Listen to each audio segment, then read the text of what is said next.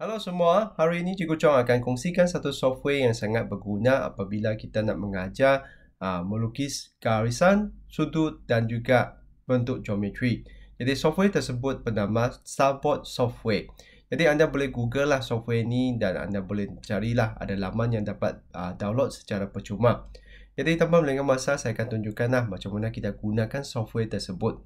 Jadi di sini saya sudah terlebih dahulu download softwarenya. Jadi softwarenya sangat ringkas saja, dia akan lempaknya macam ni sahaja. Jadi di sini macam mana kita nak gunakannya adalah kita pergi ke bahagian menu, cari auxiliary.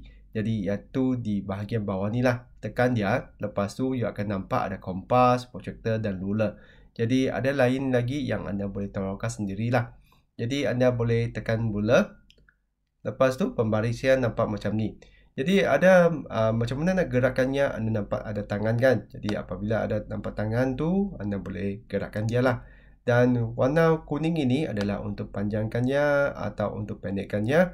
Dan untuk yang gerakannya ke atas bawah tu atau nak gerakkan pusing, anda tekan bahagian yang ada warna putih tu, iaitu bulatan putih tu. Dan kalau kita nak hilangkannya, kita tekan yang kita punya cross ni lah. Kalau kita tekan tu, dia akan hilang. Jadi macam tu. Jadi anda boleh buka yang lain, contohnya protractor. Protractor pun sama juga. Yang warna kuning ni adalah untuk besarkan atau kecilkan. Warna putih ni, iaitu bulatan putih tu, anda gerakkan macam tu. Sebelah ni pun boleh. Dan yang tengah-tengah ni adalah untuk pusingkan supaya kita mudah untuk baca sudut kita lah. Dan kalau kita nak tutup, kita boleh tutup sebelah ni. Sekarang, saya terlukis pula.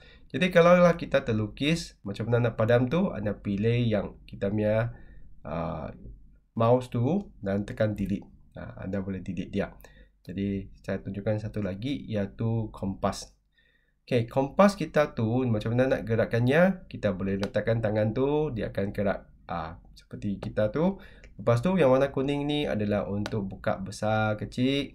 Dan kita punya warna putih ni adalah untuk lukis. Jadi kalau kita nak naikkannya, kita boleh gunakan atas ni juga.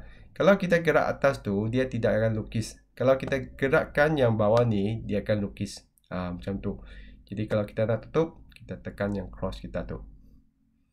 Dan sekali lagi, kalau saya nak hilangkan garisan tu, pilih yang tanda arah tu, lepas tu tekan delete. Okey, jadi tekan lagi delete. Okey, jadi sekarang saya akan tunjukkan lah macam mana gunakan software ni untuk lukiskan sudut 60 darjah. Jadi pertama sekali saya akan gunakan ruler. Okey, jadi saya akan gerakkannya ke tengah-tengah. Okey, nak lukis tu anda hanya letakkan tepi ni, dia akan lukis. Sekarang saya akan tegakkannya. Okey, supaya saya akan lukiskan satu tanda lah untuk saya mula lukiskan 60 darjah. Jadi tandakan satu di sini. Okey, sekarang saya akan keluarkan kompas. Okey, jadi saya akan letakkan jarum tu bahagian sini. Okey, dan kita akan lukiskan separuh bulat.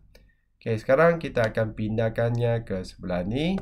Okey, sekarang kita akan lukiskan lagi satu tanda. Dan kita akan gunakan pembaris untuk sambungkan dua tanda tu.